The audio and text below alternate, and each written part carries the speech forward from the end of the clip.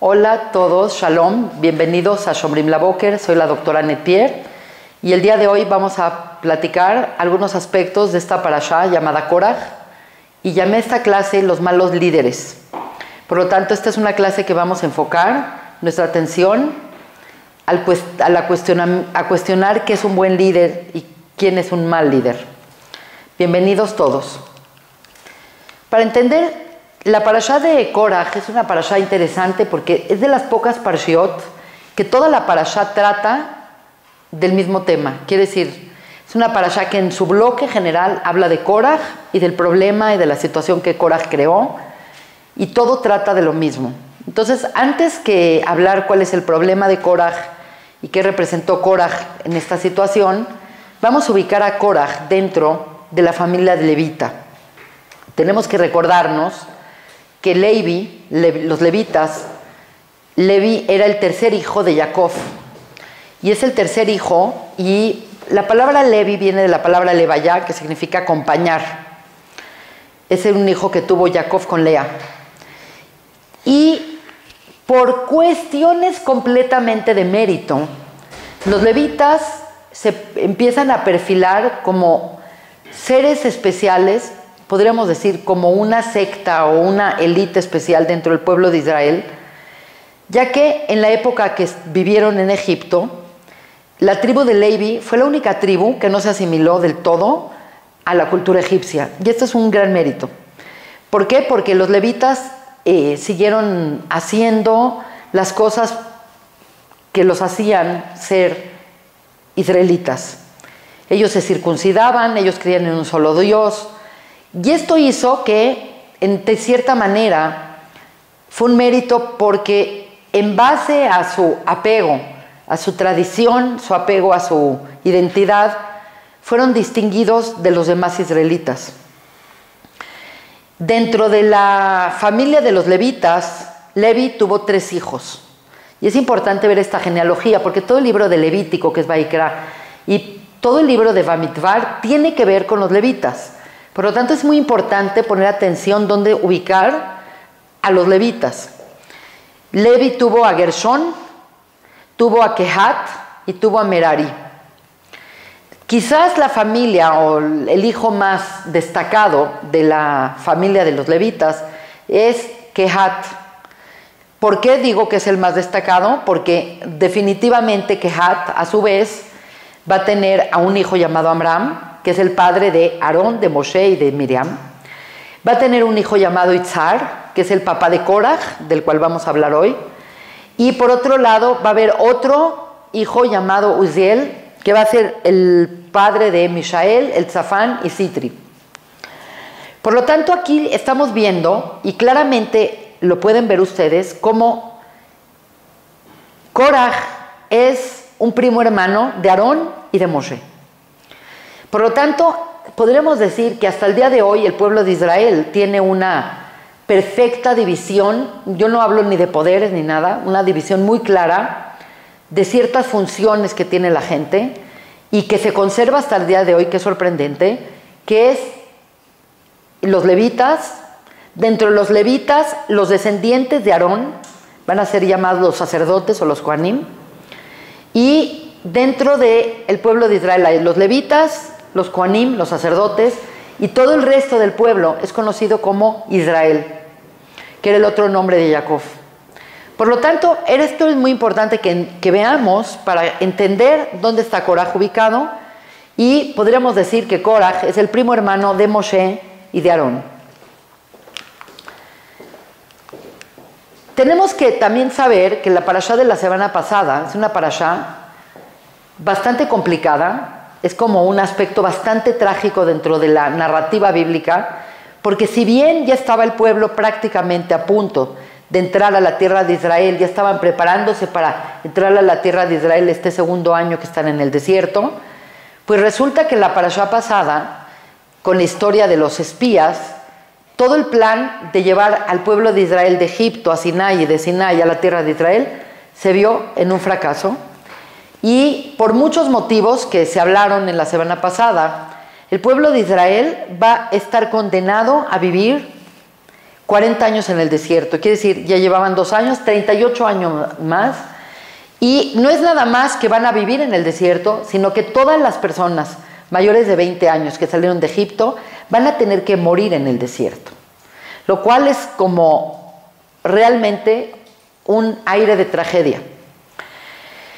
Podríamos decir que no estaban preparados, podríamos decir que una nueva generación tenía que abordar y entrar a la tierra de Israel, podemos decir lo que sea, pero el ámbito y el momento que estamos viviendo en esta parashá tiene que ver mucho con la parashá de la semana pasada. Y por lo tanto, esto es una cosa importante porque siempre que hay un descontento en el pueblo y siempre que hay un problema en el pueblo y siempre que tenemos un problema, desgraciadamente, en vez de decir ¿qué hice mal?, es mejor echarle la culpa a alguien. Y esta es una cosa muy importante porque lo que vamos a ver que sucede acá es que Koraj, el primo hermano de Moshe y de Aarón, se rebela y comienza una revuelta. Y cuando nosotros leemos la postura de Koraj, podemos sentir empatía por Koraj. Pero si la entendemos bien, vamos a ver que no nada más no vamos a tener empatía, sino que vamos a tener, en cierta manera, desprecio por él. Por lo tanto, bueno, ¿qué hace Koraj? Koraj, cabe decir que el Midrash nos dice que Koraj era un líder, porque los levitas de por sí son líderes, y hay un concepto midrashico donde asocian a Koraj con tener una gran fortuna.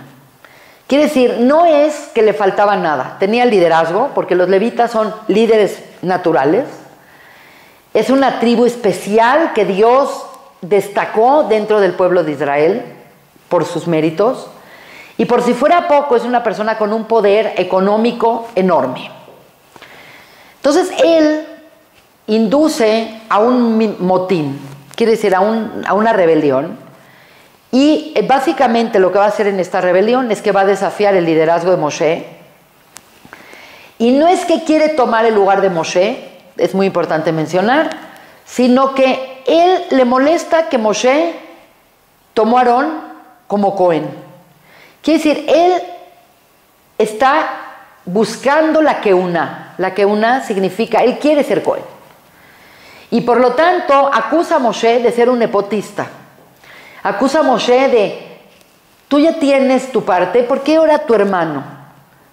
Entonces, es interesante que él empieza este movimiento de rebeldía en un momento que hay crisis en el pueblo de Israel. Esto es muy importante saberlo, y por lo tanto, como hay crisis y como la gente que está ahí está molesta porque van a tener que morir en el desierto y tienen ahí nada que hacer en el desierto durante 39 años o lo que les quede, por lo tanto hay un descontento global, y por lo tanto él, usando el descontento del pueblo, que esto es una cosa muy común, él empieza a movilizar a la gente y empieza a manipular a la gente para rebelarse a Moshe. Obviamente la gente que se le suma a Koraj, es interesante que la Torah nos dice que son Datán y Abirán. Datán y Abirán son unos problemáticos de lo peor. Siempre que aparecen ellos en las historias de la Torah, siempre es un problema. Datán y Abirán son dos personajes que aparecen en otros momentos históricos que provienen de la tribu de Rubén. Y ahorita les voy a decir por qué es importante el concepto de la tribu de Rubén. A este grupo, a esta chusma de Koraj, Datán y Abiram, se unen 250 miembros distinguidos que no están contentos con que Moshe está a cargo de todo y que el pueblo va a tener que estar en el desierto 40 años. Y es interesante porque también se une ahí una persona también de la tribu de Rubén llamado On Ben Pelet.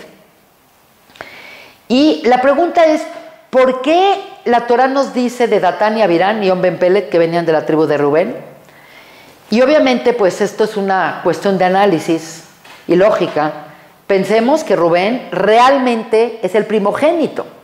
Y por ser el primogénito, uno pensaría que él tendría también que tener un cierto tipo de liderazgo.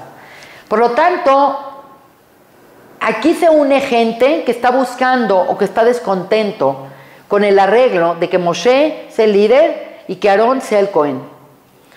Y se junta una bola de gente muy destacada, no crean que eran los rezagados del pueblo, sino gente muy destacada, y les dice Koraj a Moshe y Aarón: tienen ustedes demasiado. Como diciendo, se están comiendo todos los puestos políticos, y sale él con un elemento muy democrático, con un elemento así como: ¿no creen que ustedes tienen demasiado poder? ¿Por qué no hacemos esto de liderazgo algo más democrático? Entonces sigue. Es interesante porque el Midrash dice: Koraj tomó, Koraj lakaj. Y ahorita vamos a poner los ejemplos porque la mentalidad de Koraj es única. En este sentido, la queja de Koraj es: ¿qué acaso no estuvimos todos en Har Sinai? ¿Qué acaso no todos vimos a Dios? ¿Qué acaso no dijo Dios que seamos un Goy Kadosh Mamlechet Kohanim? ¿No todos tenemos derecho a ser Kedoshim, especiales? ¿No acaso todos tenemos derecho de ser especiales o Kohanim? ¿Por qué tomar al hermano de Moisés para un puesto cuando yo estoy acá o otros están acá? Obviamente, él manipula a todos a sentir que cada uno de ellos podría ser líder, pero realmente nos vamos a dar cuenta que todo este movimiento va a ser porque el que quiere ser líder es Koraj. Quiere decir, obviamente Koraj les habla a todos diciendo: vamos a ser democráticos, vamos a escoger el más apto, todos tenemos derecho a ser Kohanim, todos podríamos ser Kedoshim. ¿Quién es más grande que quién? ¿Por qué él se siente más grande que este o por qué el otro? ¿Quién determinó esto? Y obviamente sabemos que esto lo determinó Dios, no hay duda alguna que esto lo determinó Dios. Pero aquí empezó a mover en un grupo de gente discontenta, en gente que vio su final no glorioso llegando a la tierra de Israel, sino dijo: quizás Koraj tiene razón. Entonces, desde la perspectiva que lo queramos ver, Koraj mueve las masas, agarra a la gente descontenta con la finalidad de presentar que todos podrían ser y tener el puesto de Aarón. Y por lo tanto se le pega los de Rubén, que son primogénitos, se les pega líderes. Cada quien piensa que tiene razón Koraj. Esto es muy interesante porque hay muchas cosas y muchas cosas que platicar acá, pero me interesa contarles lo que dice el Midrash sobre Koraj. En la literatura midrashica es interesante cómo se analiza este tema, porque nos cuentan de tres cosas que fue su argumento de Koraj interno para convencer a la gente, porque al final de cuentas no fue una persona que se levantó y no causó nada, causó muchas cosas y causó una verdadera tragedia dentro del pueblo de Israel. Cuando dije Koraj lakaj, dice así: si yo tomo una prenda, toda la prenda tiene 4 esquinas, esa prenda toda está teñida de color azul, color tjelet, ¿es posible que esta prenda requiera los tzitzit teñidos? A lo mejor no entienden la postura, pero la postura es que un tzitzit, que se habló la semana pasada, es esta prenda que se pone la persona para hacer una distinción, y que dentro de la prenda se dejan 4 esquinas, y en las esquinas se anudan unos hilos. Y según la Torah, estos hilos tenían que ir, unos de ellos, pintados de color azul. Entonces la pregunta es, si toda la prenda es azul, ¿acaso también tienes que ponerle azul a los flecos de la prenda? Es una pregunta interesante. En otra ocasión pregunta: si tienes una casa, toda la casa llena de libros, es una biblioteca, que tienen las parshiot de la Torah, que tienen obviamente toda la información que tendría una biblioteca judía amplia, tenemos que poner mezuzá. Dense cuenta de la dinámica de lo que estamos hablando. Por otro lado, dice, ¿acaso no todos somos sagrados? ¿No somos todos kedoshim? ¿No Dios separó al pueblo de Israel de las demás naciones, los distinguió dándoles la Torá? ¿Por qué tomas tanto para ti, Moshe? ¿Por qué le das tanto a Aarón? Estos dos ejemplos son ejemplos muy interesantes porque lo que él está diciendo, es que él está quitando lo especial de cada quien. Él está diciendo, todos somos parejos, todos somos iguales y el líder puede ser cualquiera. Y la realidad es que no es así. La realidad es que el líder, de entrada Moshe no quería ser el líder. Y cabe muy importante acá mencionar que cuando Dios escogió a Moshe para ser el líder, Moshe se rehusó 7 días. 7 días estuvo frente a la zarza ardiente, discutiendo con Dios, diciéndole por qué él no sería un buen líder. No habló bien.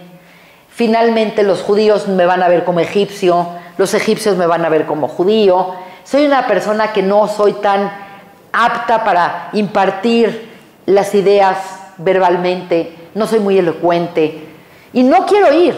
Así de plano le dijo a Dios 1000 veces, no quiero ir. Y Dios lo obligó a ir. Quiere decir, Moshe es líder, no porque él quiso el liderazgo, sino Moshe va a ser líder porque Dios lo escogió. Y lo escogió por ser la persona más humilde de la tierra. Lo escogió por ser un superhéroe que no podía ver que a la gente le hagan injusticias. Y cuando Dios vio las cualidades internas de Moshe, dijo, ese es el que quiero para liderar a mi pueblo. Entonces viene el Koraj, y obviamente viene Koraj con Moshe, y Moshe primero entra en una crisis. Dice, ¿qué voy a hacer? Estoy con un pueblo que nada más no me escucha, no entiende, no madura. Esta situación en la que estamos es debido a que ustedes oyeron a los espías y los espías no quisieron relatar las cosas bien. Quiere decir, aquí el problema no es un problema de liderazgo, aquí el problema es un problema del pueblo. Dios determinó que el pueblo no está listo para entrar a la tierra de Israel. Dios determinó que este pueblo tiene un problema de no por haberlo sacado de Egipto son libres. Siguen teniendo su mentalidad de esclavos. Esta generación no está lista para entrar a una tierra de leche y miel. Entonces, Moshe está desesperado y trata de hablar con Koraj. ¿Por qué? Porque pues, es su primo hermano. Koraj es una persona destacada y le hace ver que es una persona destacada, etcétera, etcétera. Pero Koraj no quiere oír nada. Koraj no asiste a la invitación que Moshe le hace para hablar y al contrario, se separa. Y esto es una cosa muy importante para entender quién es un buen líder y quién es un mal líder. Un buen líder es aquel que cuando hay un problema dice, bueno, vamos a hablar, vamos a resolverlo.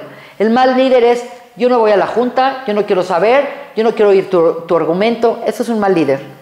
Entonces es un tema muy importante porque lo que va a hacer Moshe, dice a Dios, ¿ahora qué hago? Moshe está desesperado. Desde la parashá antepasada, el pueblo está pidiendo carne en el desierto, pidiendo esto, saboteando los espías. Puros problemas, se empiezan a acumular los problemas. Y de repente, este es el problema que no esperaba Moshe. Que su primo hermano, el cual está tan distinguido, tan rico, tan bien acaudalado, tan bien renombrado, en tan buen lugar, porque los levitas tenían muchas cosas que hacer, no es que estaban ahí sin hacer nada. Particularmente tenían mucho que hacer con respecto al santuario. Y de pronto Dios le dice, bueno, diles a ellos, vamos a hacer una distinción clara con quién está Dios y con quién no está Dios. Y sabemos que esto acaba terrible porque Moshe les dice, bueno, traigan incienso, que es como una ofrenda, y van a traer esta ofrenda y Dios va a escoger quién es la persona adecuada para servir el trabajo divino.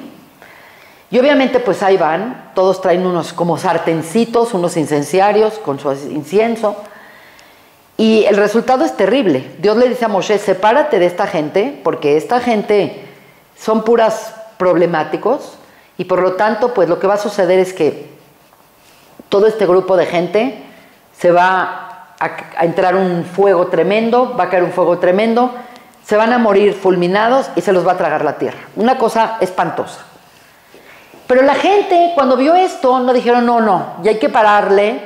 Aquí evidentemente Dios demostró que esto está mal, sino que la gente ahora estaba molesta con Moshe. ¿Cómo es posible que hiciste esto? ¿Y cómo es posible que Dios hizo esto? Mejor vamos a encontrar otro líder para que nos regrese a la tierra de Israel, a la tierra de Egipto. Quiere decir, es una crisis interna que no podemos ni siquiera imaginar. ¿Por qué? Porque no nada más fue Koraj y su compañía, sino que fue Koraj, su compañía, y el resultado es que la gente no quedó contenta. La gente no quedó contenta, la gente quedó muy, muy descontenta y empezaron a hacer problemas a Moshe muy importantes, y pues comenzó a haber una plaga en la cual murieron más de 10,000 personas. Creo que algo así como 14,500 personas murieron en esto, hasta que Moshe frenó con Aarón esta plaga y frenó las cosas. Entonces, quiero acá, más que entender la narrativa, porque eso lo pueden leer en la Torah, quiero hacer un poco de análisis de los personajes. Y este es un buen momento para hablar de una idea que aparece en la Mishnah, de lo que dice de las disputas y de las diferencias. Quiere decir, definitivamente cada cabeza y cada persona es un mundo, y definitivamente a través de la vida tenemos muchas diferencias y puntos de vista políticos y de cosas, y hay temas muy delicados. Pero la Torah habla que hay dos tipos de diferencias y de disputas. A esta palabra la Torah la llama mahloket. Mahloket es, tenemos diferencias, tenemos una disputa. Básicamente, cuando Koraj se separa y cuando dice Koraj tomó, la Torah nos está diciendo una claridad increíble. Es cierto que Koraj se presentó como el paladín de la igualdad. Me gusta esa palabra porque él les dijo a todos, les prometió a todos, todos somos sagrados y todos tenemos derecho a tener un puesto importante en el santuario.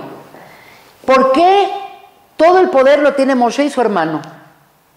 Entonces él inflamó en la mente de la gente la idea de que yo también puedo ser líder, tú también puedes ser líder, todos podemos ser líder. Pero la realidad es que todo este gentío que él hizo, que les calentó la cabeza, realmente era para él tomar. Claramente dice Koraj lakaj. Koraj usó a la gente, usó el descontento de la gente, que esto es una táctica de política muy común, que cuando hay un descontento en un lugar, vamos a agarrar el descontento de la gente y lo vamos a usar para inflamar la mente de la gente, pero realmente él quería el puesto. Y acá tengo que contar algo muy interesante, porque cuando sucedió esta tragedia de que la tierra se tragó a Koraj y su compañía, de repente vemos que había un rebelde que se llamaba On Ben Pelet, y ese rebelde On Ben Pelet de la tribu de Rubén no se murió. Entonces la gente dice, ¿por qué de todos los rebeldes él no se murió? Y es interesante porque a él lo salvó su mujer. Y les voy a explicar qué pasó. On Ben Pelet estaba caliente con este tema de la democracia y todos tenemos derecho y el poder es de todos y nos están quitando el poder. Y la esposa le dijo, a ver, es interesantísima esta historia porque esta mujer es increíble. Le dice la mujer a On Ben Pelet, le dice, ok, ¿y qué vas a ganar tú de estar asociado con Koraj? ¿No te das cuenta que Koraj está haciendo todo para él? ¿Que no te has dado cuenta que nada más lo están manipulando? ¿Tú qué vas a ganar con esto? Al final de cuentas, en caso de que Koraj ganara, ¿tú qué vas a hacer? Nada, nada más te manipuló. Y de repente dijo él, parece que es cierto, parece que es cierto. Dice, pero ahora no puedo echarme para atrás. La gente está prendida, la gente está llevando sus inciensos, yo tengo que ir. Si no van a venir por mí, me van a llevar, porque era un destacado hombre. Y la mujer, bien inteligente, le dice, no te preocupes. Y le sirvió un mezcal, un mezcalito ahí del desierto del Sinai, se lo dio, lo durmió, y cuando llegaron por él, dijo, estoy indispuesto. Dicen que ella mostró sus pelos, sus cabezas, su cabellera, como que se presentó un poco no correcta, y la gente como que se asustó de verla así, y ella salvó al marido. Ella se dio cuenta del problema. Pero es interesante porque la que realimentó el problema en Korah también fue su mujer. Entonces ahí vemos la diferencia de una buena mujer y una mala mujer. La mujer de Ben Pelet salva a Ben Pelet diciéndole, eres un bobo, porque tú no vas a ganar nada de estar con Korah. Si el que gana es Korah, igual tú no vas a ganar nada, así que toma tu mezcal y vete a dormir. Pero ¿qué pasó con la mujer de Korah? Korah era rico y Korah era la familia destacada de todo el pueblo de Israel, que son los levitas, y venía de Kehat, y tenía una influencia tremenda, y tenía muchas cosas que hacer en el santuario. Quiere decir, él estaba bien, pero en Parshiot anteriores contamos que cuando el templo, cuando el Mishkan se inauguró, los levitas se tenían que quitar todo el pelo del cuerpo.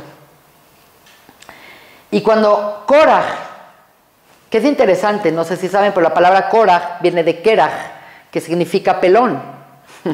Es un tema importante. Cuando Korah se hizo este tratamiento de quitarse todo el pelo para la inauguración, nada más fue una sola vez en la vida, que lo tenían que hacer para inaugurarse, para poder servir en el templo. Llegó a su casa y la mujer, en vez de verlo como, wow, te hiciste todo esto para investirte como un levita y hacer el trabajo del Bet HaMikdash, dijo, te ves horrible. ¿Qué hicieron de ti? Entonces el señor, que se sentía lo máximo y que de por sí ya estaba ahí como medio inseguro, de repente la mujer dijo, pero casi te ves ridículo, te quitaron las cejas, te quitaron el pelo, estás horrible. Y él se traumó. Entonces ella, según la Gemara, según la Mishnah, ella retroalimentó la inseguridad de Korah, y como era un hombre que estaba muy cercano al poder, de repente se vio a sí mismo como que él podía aspirar más poder, y obviamente se dice que esta mujer llevó a Korah a la ruina. Entonces vemos la mujer que lleva y salva al hombre, la mujer que lleva al hombre a la ruina.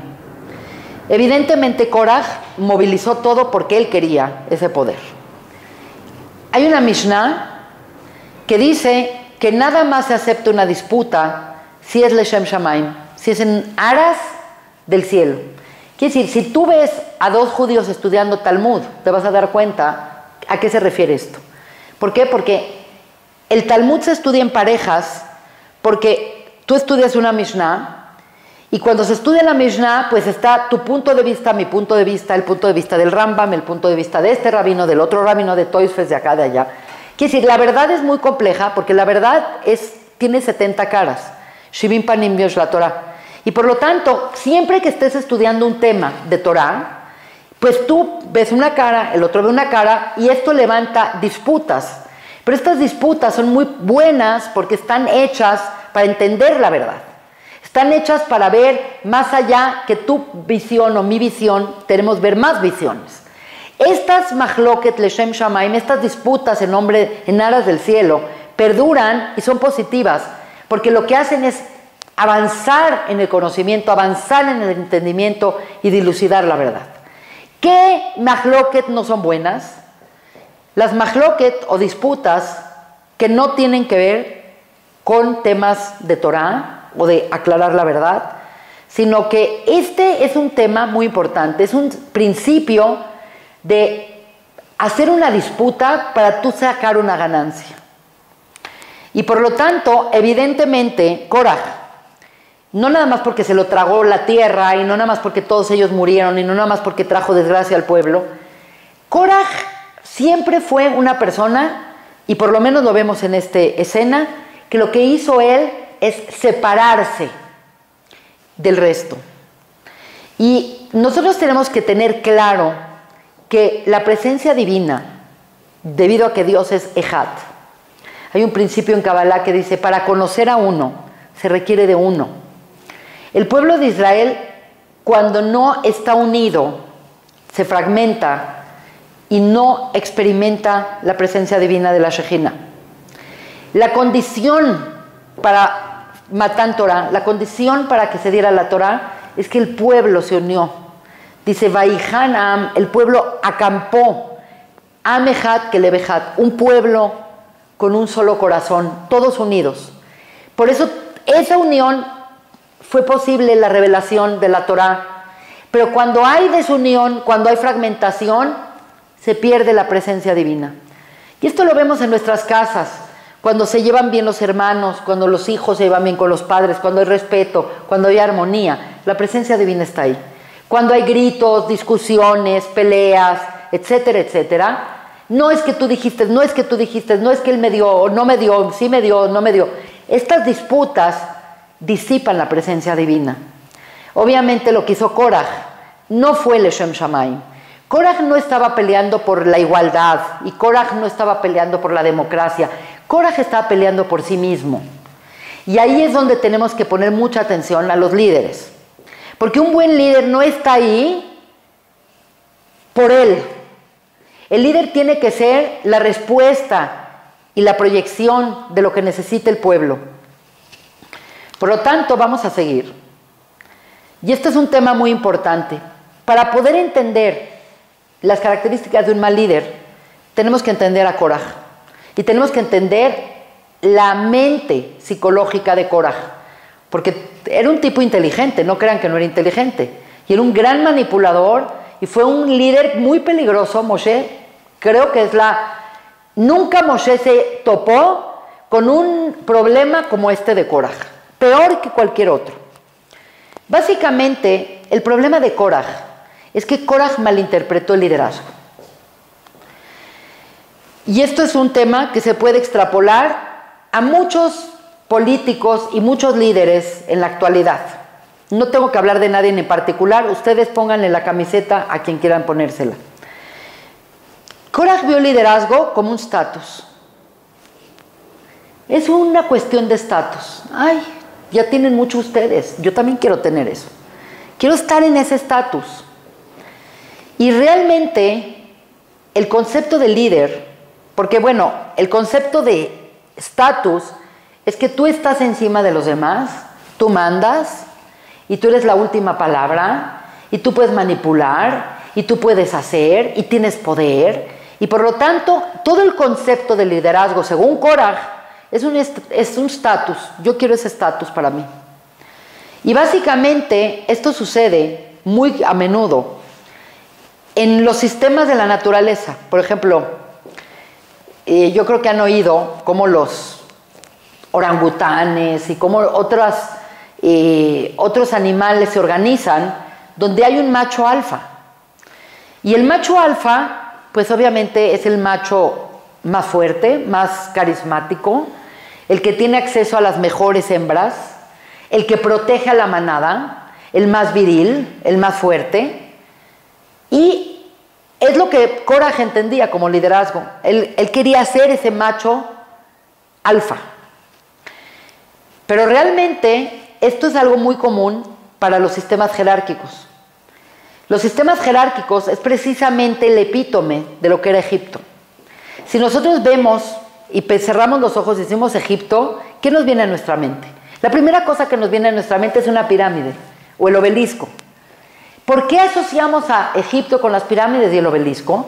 No nada más porque existen pirámides, porque hay otros países que hay pirámides, ni obeliscos o zigurats, sino porque la sociedad egipcia era una sociedad jerárquica, donde el faraón estaba por encima de todos y tenía el poder sobre todos y tenía la desfachatez que cuando llegó Moshe con él y le dijo, oye, Dios dice que deje salir al pueblo, dijo, ¿quién es ese? Yo no sé quién es él. Como diciendo, aquí yo soy el que creó el Nilo y yo estoy por encima de todos. Y yo no conozco a ese Dios y por lo tanto no se van a ningún lado. El sistema jerárquico, y no quiero acá entrar en problemas de género, pero el sistema jerárquico es un sistema que tiene mucha utilidad, pero tiene muchos problemas. La utilidad es que siempre en una jerarquía el de abajo puede aspirar a ser como el de arriba. Quiere decir, es un sistema que permite un progreso, pero es un sistema que siempre va a generar que el de abajo se sienta mal con respecto al de arriba.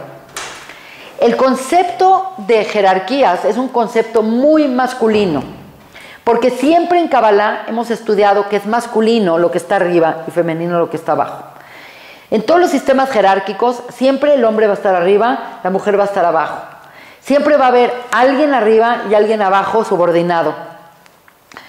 Y la realidad es que este sistema, que lo vemos como muy común por los reyes y por los gobernantes y por todos los sistemas por los cuales la humanidad ha pasado, políticos y económicos, han sido de índole jerárquica. Pero básicamente la propuesta que tiene Israel es que no existe semejante cosa como una jerarquía. Realmente, en el judaísmo, ningún líder tiene el poder total. Y de acá tengo que citar las famosas palabras de Lord Acton, que dijo: el poder corrompe, y el poder absoluto corrompe absolutamente. Esta es una frase muy importante, porque para evitar el exceso de poder en la Torá y en el judaísmo, tomando en cuenta que los seres humanos todos estamos tentados a corrompernos por el poder, en el judaísmo el poder se ve repartido en diferentes figuras. Está el Melech, el rey. Están, por un lado, la voz del profeta. Por otro lado está la voz del Cohen, del sacerdote. Y por otro lado hay jueces y hay sabios. Quiere decir, nadie tiene un poder total. El Cohen tiene cierto poder, el rey tiene cierto poder, el profeta tiene cierto poder, pero nadie tiene un poder completo. Está repartido el poder. Por lo tanto, no se considera que tiene un sistema jerárquico del todo. Cuando nosotros vemos a Korah, definitivamente Korah malinterpreta las cosas porque él está entendiendo que el poder es una cuestión de estatus y que él va a utilizar la democracia para llegar a ese estatus, pero no quiere que todos estén, que sean, no es que va a haber una votación, él quiere ser el líder. Quiere decir, él utiliza la democracia o la bandera de la democracia para él subir en el poder y no dejar el poder, porque él no quería dejar el poder. Entonces vamos a entender el liderazgo de Moshe como una propuesta opuesta a la de Korah. Primero que todo dijimos que Moshe no quería ser líder. Ya de ahí empezamos con un tema de que casi el liderazgo de Moshe fue impuesto por Dios y le dijo: tienes que ser líder. Bueno, ahora, Moshe realmente fue Melech, sí, pero realmente Moshe es Moshe Rabbeinu, es un maestro. Y Moshe fue un profeta. Como decimos, Ein que Mosheot, no hay otro como Moshe y no habrá otro como Moshe. Lo que esto significa es que Moshe tiene un puesto particular, que es el del profeta, que es el que trae la información de arriba abajo, trae la Torá para abajo. Por otro lado está Aarón, y Aarón está en el otro lado, exactamente opuesto, porque uno es Netzach y otro es Hod. Y Aarón está como Cohen, como el sacerdote, que es el trabajo que hace el ser humano de abajo para arriba. Quiere decir, uno trae la Torá para abajo y el otro hace las acciones y las eleva. Quiere decir, son complementarios y por eso son midot que están en el árbol de la vida espejeadas. Son complementarios, pero son opuestos. De cierta manera trabajan al mismo tiempo, pero bajo otras estrategias y bajo otros principios. Y aquí lo importante es que ellos no sienten que tienen un poder personal. Si tú te das cuenta, Moshe no era rico, y no nada más eso, en esta misma parashá dice: ni siquiera un burro he tenido y he agarrado del pueblo. Quiere decir, Moshe era un servidor. Aquí no es cuestión de estatus, de ay, ahí está el rey. Moshe se la está viendo negras con el pueblo de Israel y él ya quisiera tirar la toalla. ¿Sabe lo que Dios no le permite? Quiere decir, Moshe no tenía un poder personal, no tenía mejores ropas, no tenía mejores comidas, no tenía muchas mujeres, nada, no tenía ni tiempo personal para él. Y esto es muy importante entenderlo porque tanto Moshe como Aarón son únicamente transmisores de información, transmisores de energía, conductos de información, conductos de energía. Y tienen que estar a la altura moral en cada instante, porque todo el mundo los está viendo. Cualquier desliz, cualquier cosa que no hagan bien, todo el mundo los está viendo. Entonces ellos tienen que estar cuidándose, no utilizar el poder para nada, y todo lo contrario. Moshe es conocido como Eved Hashem, como un sirviente de Dios. Moshe está al servicio de la gente. Y básicamente la diferencia entre lo que muchos líderes piensan, que el poder les va a dar y les va a abrir y el estatus y les va a abrir puertas y van a poder imponer su visión, nada que ver. El líder, según la Torá, está para servir, no para tomar. Y por eso esas palabras de Koraj tomó, es así, venga para acá, venga para acá. Se hace el sencillo, no es nada sencillo, todo era para él. En cambio, Moshe es un Eved Hashem. Eved es un esclavo de Dios, un servidor de Dios. Es totalmente otra postura, dense cuenta. Básicamente, Koraj usó la tragedia que se viene gestando desde la parashá de las codornices, que la gente quiso, de los quejinches, de los mitonenim, que están pidiendo carne, que evidentemente estamos viendo a un pueblo que está tratando de madurar, pero no lo está haciendo bien. La madurez del pueblo es que, ok, estás incómodo en el desierto, bueno, propone algo diferente. ¿Quieres comer carne? Bueno, trae una solución, no te quejes. No te quejes. Ahora, mandaron a los espías. Los espías vinieron a hablar mal de la tierra de Israel, vinieron con un reporte negativo y erróneo de la tierra de Israel. Y evidentemente evidenciaron que el pueblo no estaba listo para entrar a la tierra de Israel, porque la gente los escuchó, lloraron, se traumaron, y Dios dijo, esta gente no tiene cómo entrar a la tierra de Israel y tener éxito. Tienen la mentalidad es asustadiza y temerosa de los esclavos.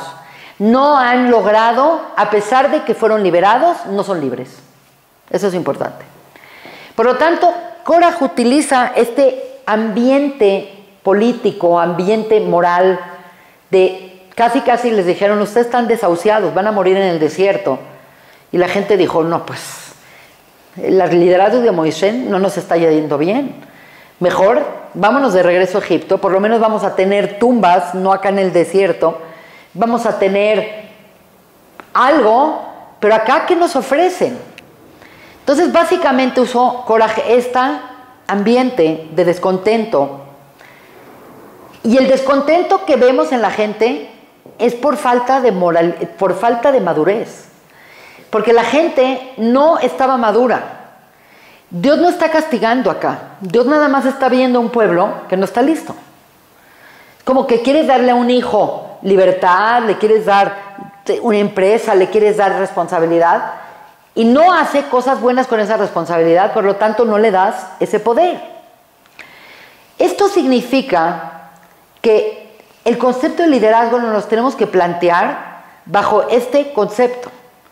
Un verdadero líder es un sirviente, es un Eved Hashem, es un servidor, no es un amo.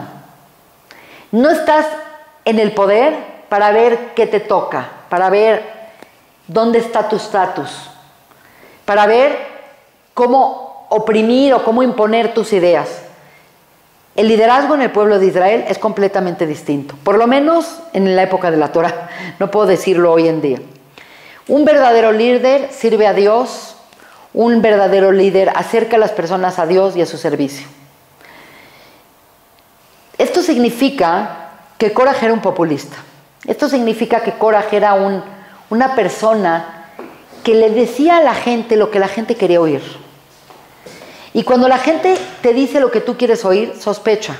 Porque un buen líder realmente no te dice lo que tú quieres oír, te dice lo que tienes que oír. Eso es, y se aplica a otras figuras. Un buen amigo no te dice lo que tú quieres oír, un buen amigo te dice lo que tú tienes que oír. Un buen maestro no es el que te dice lo que tú quieres oír, sino lo que tú tienes que oír. Y tienes que oír porque se espera de ti que la información que te va a llegar te va a transformar y te va a hacer una persona más evolucionada, más rectificada, como una persona que tiene otra expansión. Y por lo tanto, vemos evidentemente que Korah estaba usando todo este poder únicamente para elevarse a él mismo y elevar su estatus. Es interesante porque hay muchos aspectos de la vida de Korah que quedaron fuera. Y uno de los aspectos más interesantes es que él va a quedar para siempre como el dueño de la disputa. Esto en hebreo se llama el Baal Mahloket. Y hay veces vemos gente que sabe discutir y que sabe hablar y que sabe hacer y hace separaciones entre estos y acá y allá. Tenemos que tener mucho cuidado con esta gente.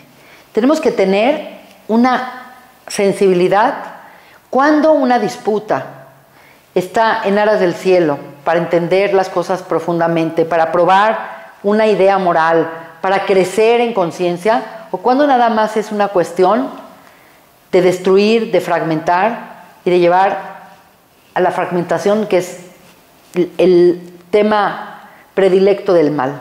Siempre que haya fragmentación es donde entra el mal. Un buen líder une, un mal líder separa. Son cosas que tenemos que ver porque vivimos en un momento con tan malos líderes, tan malos líderes, que realmente pues nos vamos por cosas tan superficiales. Siempre tenemos que tener en cuenta estos elementos que acabamos de ver.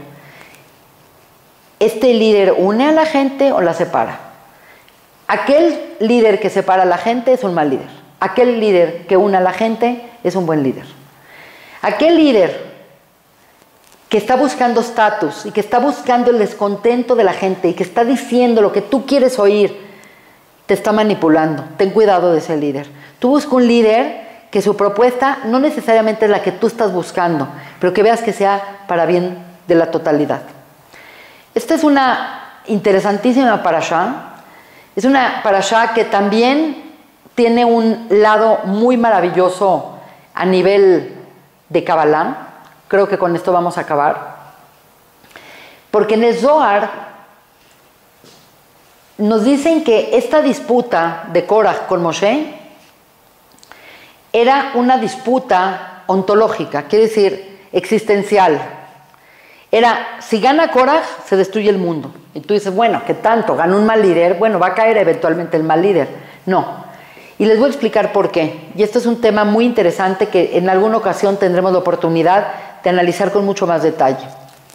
Como ustedes saben, en el árbol de la vida tenemos, podríamos decir, 3 columnas. Tenemos la columna derecha con Gesed, la benevolencia. Tenemos en su opuesto la columna izquierda con Din o Geburá, el juicio o la disciplina. Y tenemos la columna del centro. Oí de maestros que la columna derecha de Gesed le corresponde a los Kohanim. Siempre el Cohen estaba para ayudar, para asistir, para dar. Acuérdense que una de las cualidades más importantes de los Kohanim es que tenían un lev tov, un buen corazón. Por lo tanto, se considera que la Keuná o la casta sacerdotal del pueblo de Israel representa la columna derecha, que es Gesed, benevolencia. Los levitas, que es todo el grupo excepto el Cohen, se consideran la columna izquierda, porque el levita tenía que hacer todo el tiempo un acto de discernimiento, que en hebreo se dice Evdel.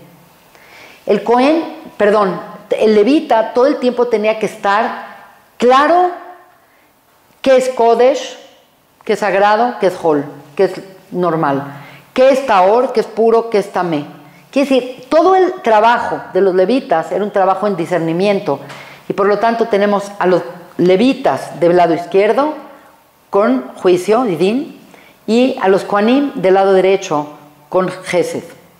Y en el centro, que es la columna del centro, que es obviamente por donde pasa la luz, tenemos a todo el resto del pueblo de Israel, llamado Israel. Hasta el día de hoy tú vas al templo y vas a decir, ¿quién es Cohen? Unos cuantos. ¿Quién es Leví? Otros más. ¿Y quién es Israel? La mayoría. Entonces tenemos columna de izquierda, columna derecha y centro. Cuando Levi, que era Korah, era un levita, está peleando por irse al lado derecho, al lado de la Keuná, está queriendo usurpar el lugar de Aarón, él está haciendo un cambio energético que podría desembocar en la destrucción de todo el universo. Aunque suene como, ¿qué tanto? Créanme que estas historias que tienen todo este sentido real y metafórico y que están ancladas en la narrativa, pero por otro lado son figuras arquetípicas de las que estamos hablando. Estamos entendiendo que lo que quería Korah es cambiar como la primera sefirá, que sea el Din, y después que venga el Gesed. Y no sé si ustedes entienden esta diferencia, pero el mundo fue creado, dice Olam Gesed Ibané, el mundo fue creado con Gesed. Dios creó el mundo para darnos, Dios creó el mundo para beneficiarnos. El Din es solamente un instrumento para que el Gesed se distribuya de manera justa y correcta. En cambio, cambiar al Din al lugar del Gesed implicaría que el Din y la justicia pura y estricta imperaría en el mundo. Y nosotros sabemos que cuando Dios creó al mundo y lo creó con el atributo de Din, se dio cuenta que el mundo no podía perdurar ni un minuto.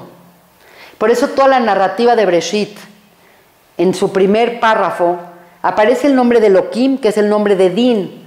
Y por eso esa creación, como dice el Talmud, no se llevó a cabo. Y se llevó a cabo la creación donde dice Hashem Elohim. Porque Hashem Elohim implica que primero viene el Gesed y la misericordia, y después se aplica el Din.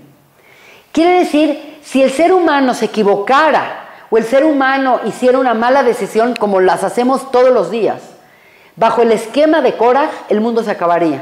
Porque un mundo de Din no puede subsistir con un ser humano. Y por lo tanto, él estaba cambiando completamente el orden como Dios creó el mundo. Dios creó el mundo para dar, Dios creó el mundo para amar, y únicamente la ley y el juicio son instrumentos que usa el Gesed para hacer la justicia y para darle al bueno lo merecido y al malo lo merecido. Nunca el Din es un fin, siempre el Din es un medio. Por lo tanto, esto es un tema muy, muy, muy importante que yo quería hablar con ustedes. Ahí entendemos el concepto de Mahloket. Ahí entendemos por qué en el segundo día de la creación, que Dios separa las aguas, Dios no usa la palabra Tov, no usa la palabra bien. Cada día que Dios hacía algo, decía Vayei Or, el primer día, y allá Tov. Todo lo que Dios hacía estaba bien.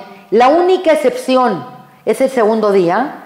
¿Por qué? Porque Dios separó las aguas de arriba con las aguas de abajo. El puro hecho de separar, aunque sea en aras de la creación, eso hizo que no haya bien en ese día, que es el día 2 de la creación, es el día lunes. Por lo tanto, es interesante que así como Korah hace una brecha entre ustedes y nosotros, y los que están apoyándome y los que no me están apoyando, esa brecha que creó se considera la misma brecha de la separación de las aguas de arriba y de abajo. Y es interesante, muy interesante, porque en ese segundo día, según la Kabbalah, se crea el Geinom, se crea el infierno.